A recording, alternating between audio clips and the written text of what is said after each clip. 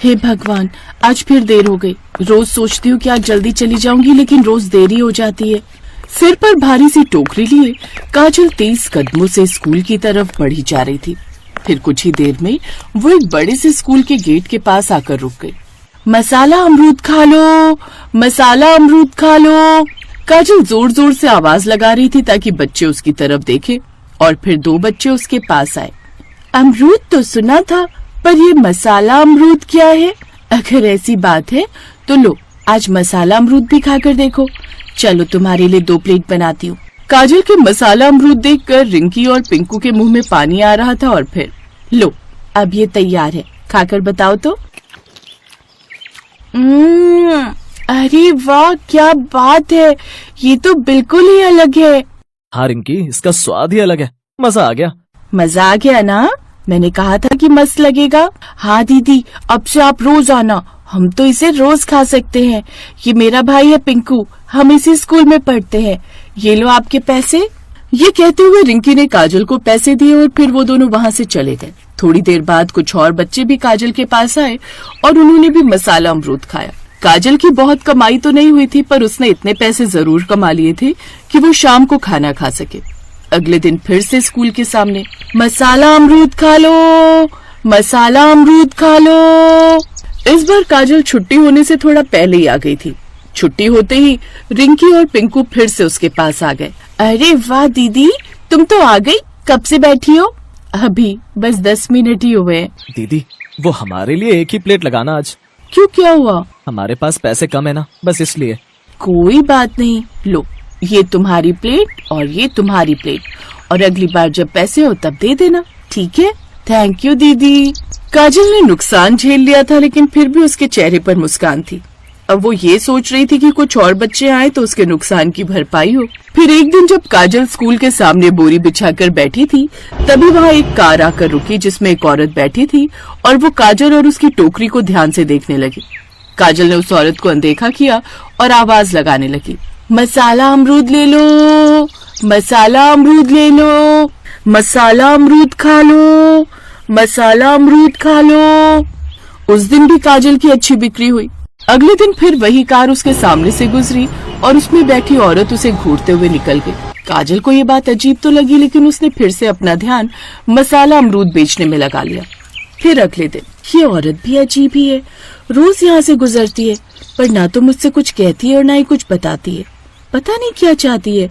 रोज ऐसा ही होता था, लेकिन एक दिन स्कूल का गार्ड काजल के पास आया और उससे बोला, तुम्हें हमारी प्रिंसिपल मैडम ने बुलाया है। मुझे? पर क्यों? मैंने क्या कर दिया? अरे ऐसी कोई बात नहीं है, बस उन्होंने तुम्हें याद किया है। तुम डरो मत और मेरे साथ चलो। थोड़ी देर बाद एक बड़े से कमरे में काजल जैसे ही घुसी तो वो प्रिंसिपल को देखकर हैरान हो गई। तुम मतलब आप? हाँ, मैं इस स्कूल की प्रिंसिपल हूँ। मैडम जी, मुझे माफ कर दीजिए, मैं आपको पहचान नहीं पाई। कोई बात नहीं, वैसे नाम क्या है तुम्हारा? जी, मेरा नाम काजल है मैडम जी। मैं रोज तुम्हें देखती हूँ। तुम हमारे स्कूल के सामने ये मसाला अमरूद बेचती हो। तुम खुद स्कूल नहीं जाती हो क्या? जाती थी ना मैडम जी, पर कोरोना में मेरे पापा मम्मी दोनों की मौत हो गई थी, तब से मैं अकेली हूँ। अपना पेट पालने के लिए ये मसाला अमरूद बेचती हूँ।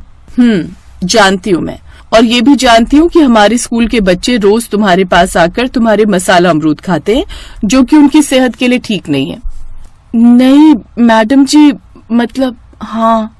देखो, ये तो तुम भी मानती होगी ना कि छोटे छोटे बच्चों के लिए इतना मसाला रोज खाना ठीक नहीं है, तो तुम कल से ये मत बेचना हमारे स्कूल के बाहर। पर मैडम जी, फिर मैं क्या करूँगी? मेरी तो रोजी रोटी यही है। एक काम करो, तुम हमारे स्कूल में नौकरी कर लो। मैं? पर मैडम जी, मुझे तो कुछ नहीं आता, मैं क्या करूँगी? उसकी चिंता तुम मत करो। एक काम करो, ये लो 5000 रुपए, अपने लिए राशन पानी खरीद लो और कल से काम पर आ जाना। मैं तुम्हें बता दूंगी कि यहाँ तुम्हें क्या काम करना है। आपका बहुत बहुत शुक्रिया मैडम जी, मैं कल सुबह ही आ जाऊंगी। आप जो बोलोगी, झाड़ू पोछा सफाई मैं सब कर दूंगी। काजल ने एकता से पैसे लिए और खुशी खुशी अपने घर चली गई। आज वो बहुत खुश थी। अगले दिन सुबह सुबह वो तैयार होकर स्कूल पहुँच गई। और फिर, काका, मैडम जी नहीं आई क्या अभी तक? आती ही होंगी, वैसे तो इस टाइम तक आ जाती हैं वो। वैसे काका, मैडम जी हैं बहुत अच्छी, देखो ना, एक अमरूद बेचने वाली लड़की को अपने स्कूल में नौकरी दे दी। काजल की इस बात पर मुंशीराम मुस्कुरा दिया और उसने काजल की बात का कोई जवाब नहीं दिया। थोड़ी देर बाद एकता की गाड़ी आ गई और वो कार से उतरकर सीधे अपने ऑफिस पहुंची, जहां मुंशीराम और काजल उसका इंतजार कर रहे थे। काजल, ये लो, ये तुम्हारी ड्रेस है। आज से तुम यही ड्रेस पहनोगी और पूरा मन लगाकर काम करना। हाँ हाँ मैडम जी, आप फिक्र मत करो, आप जो बोलोगी मैं वो करूंगी और खूब अच्छे से करूंगी। इसके बाद एकता मुस्कुराते हुए वहां से चली गई। उसके जाते ही काजल ने जैसे ही वो बैग खोला तो उसने देखा कि उसमें एक स्कूल ड्रेस थी। और फिर, अरे काका, लगता है मैडम जी ने ये गलती से दे दी। ये तो स्कूल के बच्चों की यूनिफॉर्म है। गलती से नहीं दी है बेटी, उन्होंने तुम्हारा दाखिला करा दिया यहाँ। आज से तुम इसी स्कूल में पढ़ोगी। क्या काका, ये सच है क्या? मतलब मुझे कोई काम नहीं करना होगा, अब मैं भी पढ़ सकूंगी? हाँ बेटी, अब से तुम भी पढ़ोगी। काका, मैडम जी कहाँ गई? मुझे उनके पैर छूने हैं। वो तो अब 1 घंटे बाद ही आएंगी। पर क्यों काका, मैडम जी कहीं गई हैं क्या? हाँ, आज सरकार उन्हें सम्मानित कर रही है ना। पिछले साल स्कूल का बहुत अच्छा रिजल्ट आया था, इसीलिए। ये तो बहुत अच्छी बात है काका, इतनी अच्छी मैडम को तो सम्मान मिलना ही चाहिए। काजल अपनी स्कूल यूनिफॉर्म को ध्यान से देखे जा रही थी। उसे इस बात की बहुत खुशी थी कि अब वो फिर से स्कूल में पढ़ाई कर सकेगी। तू रो क्यों रही है पगली? काका, आप नहीं जानते कि मैं आज कितनी खुश हूँ। जानता हूँ, ये कोई पहली बार नहीं देख रहा हूँ। अब तुझे भी मौका मिला है तो दिल लगा कर पढ़ना।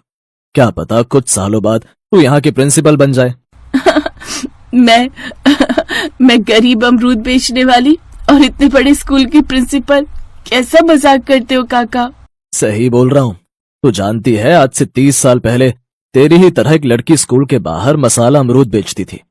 उस लड़की को उस समय की प्रिंसिपल ने अपने पास बुलाया और फिर उसे इसी स्कूल में पढ़ाया लिखाया। और पता है आज वो लड़की कौन है? कौन है? अरे अपनी एकता मैडम। 30 साल पहले मैं जब उन्हें स्कूल के अंदर लाया था तब उनके सर पर भी तो तेरी ही तरह अमरूद की टोकरी थी। और देख आज वो कहाँ है। मुंशीराम काजल को ये कहानी सुना ही रहा था कि तभी एकता वहां आ गई। आंसू पोंछ लो काजल, तुम देखना कैसे एक और गरीब मसाला अमरूद वाली की किस्मत फिर से बदलेगी, लेकिन उसके लिए तुम्हें खूब मेहनत करनी होगी, समझी ना?